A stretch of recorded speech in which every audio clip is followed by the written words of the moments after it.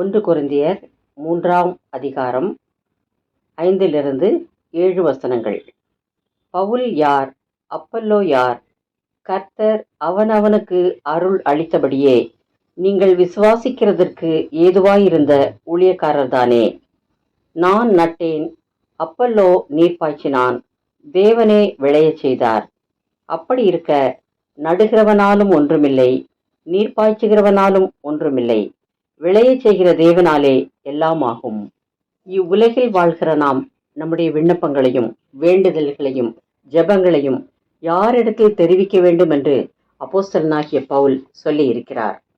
நம்மை உண்டாக்கின தேவனிடத்தில் நாம் விசுவாசம் வைத்து அவரிடத்தில் ஜெபம் பண்ணினால் அவர் நம் ஜெபங்களை கேட்டு நமக்கு பதிலளித்து நம்மை சுகமாய் வாழ வைப்பார். மார்க்கு 10ஆம் அதிகாரம் 27வது வசனம். மனுஷரால் இது கூடாததுதான், தேவனால் இது கூடாததல்ல. தேவனாலே எல்லாம் கூடும் என்பதை தெரிந்து கொள்கிறோம். யாக்கோபு எழுதின பொதுவான நிருபம் 1ஆம் அதிகாரம் 17வது வசனம். நன்மையான எந்த ஈவும் பூரணமான எந்த வரமும் பரத்திலிருந்து உண்டாகி சோதிகளின் பிதாவினிடத்திலிருந்து இறங்கி வருகிறது. அவரிடத்தில் யாதொரு மாறுதலும் யாதொரு வேற்றுமையின் நிழலும் இல்லை.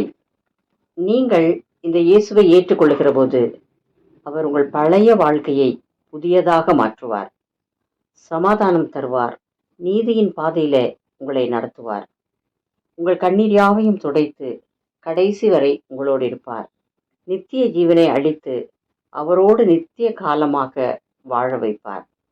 இன்றே இந்த இயேசுவை நோக்கி ஜெபம் பண்ணுங்கள், அவர் உங்களை காப்பாற்றுவார்.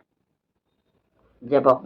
இயேசுவே, என் கண்ணீர் யாவையும் துடைத்து என் கவலைகளை நீக்கிடும், நன்மையான சிந்தனையோடு வாழ உதவி செய்யும், ஆசீர்வதியும். ஆமென்.